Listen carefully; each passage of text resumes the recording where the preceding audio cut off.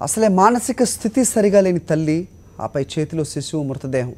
చనిపోయిన శిశువుకు పాలు పడుతూ కరీంనగర్లో భిక్షాటం చేసింది ఆ పిచ్చి తల్లి. దీన కాదు చూసిన వారందరి హృదయాలు కరిగిపోయాయి. సమాచారం అందుకున్న పోలీసులు మానసిక పరిస్థితి సరిగా లేని ఆ మాతృమూర్తికి ఆశ్రయం కల్పించారు. కన్న కొడుకు చనిపోయిన విషయం కూడా తెలియదు ఈ తల్లికి. మృత శిశువుకు పాలు పడుతూ భిక్షాటన చేస్తోంది. పేరు లత. ఏ ఊరో ఎక్కడి నుంచి వచ్చిందో తెలియదు. మానసిక పరిస్థితి బాగాలేని ఈ తల్లి కరీంనగర్లో శిశువు మృతదేహంతో భిక్షాటన చేసింది.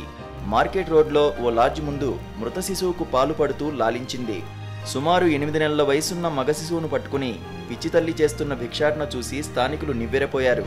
పోలీసులకు సమాచారం ఇవ్వడంతో అదుపులోకి తీసుకున్నారు. ఎక్కడి నుంచి వచ్చిందో ఆరా తీయగా ఆమె వద్ద హైదరాబాద్ నుంచి కరీంనగర్కు ప్రయాణించినట్లు ఆర్టీసీ బస్సు టికెట్ ఉంది. గట్టిగా నిలదీస్తే హైదరాబాద్లో భిక్షాటన చేస్తుంటానని, భర్త చనిపోయాడని, బాబుకు జ్వరం రావడంతో హాస్పిటల్లో చూపించడానికి తీసుకువచ్చానని పొంతనలేని సమాధానాలు చెప్పింది.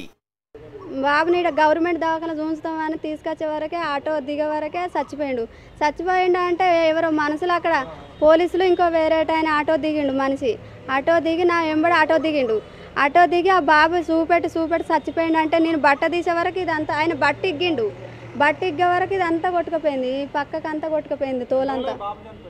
బాబు ఇప్పుడు వచ్చే వరకే తొందర పిడిసొచ్చింది. ఇట్లా అన్నాడు, మేడలు ఇట్లా అన్నాడు, అంతలో చచ్చిపోయిండు.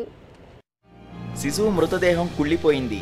2-3 రోజుల క్రితం చనిపోయినట్టు ఆనవాళ్లను బట్టి తెలుస్తోంది. మృత శిశువును పోస్ట్ మార్టంకు తరలించిన పోలీసులు మానసిక పరిస్థితి బాగోలేని లతను స్వధారు హోముకు అప్పగించారు. ఈమె అన్నోన్ ఉంది, ఈమె అడ్రస్ కరెక్ట్ చెప్తలేదు. తర్వాత ఇక్కడ ప్రశాంత్ లాడ్ దగ్గర తిరుగుతూ ఉంటే పబ్లిక్ ఆబ్జెక్షన్ చేసినా మేము వచ్చి డెడ్ బాడీ తీసుకొచ్చి ఇక్కడ గవర్నమెంట్ హాస్పిటల్లో మార్చురీలు వేసినాం. తర్వాత ఎంక్వైరీ చేసేదాకా ఈ అమ్మాయిని స్వధారంలో ఉంచుతున్నాం. అప్పటిదాకా ఇంతకీ మృతి చెందిన శిశువు ఈమె కొడుకేనా, లేక ఎక్కడైనా బాబును ఎత్తుకొచ్చిందా, లేక చనిపోయిన శిశువును పట్టుకొచ్చిందా అనేది తెలియడం లేదు. బాబుకు జ్వరం వస్తే హైదరాబాదులో ఆసుపత్రులుండగా కరీంనగర్కు తీసుకురావాల్సిన అవసరం లేదనే ప్రశ్నలు తలెత్తుతున్నాయి. అసలు లత ఎక్కడి నుంచి వచ్చింది, ఆమె బంధువులెవరనే దిశగా పోలీసులు విచారణ జరుపుతున్నారు.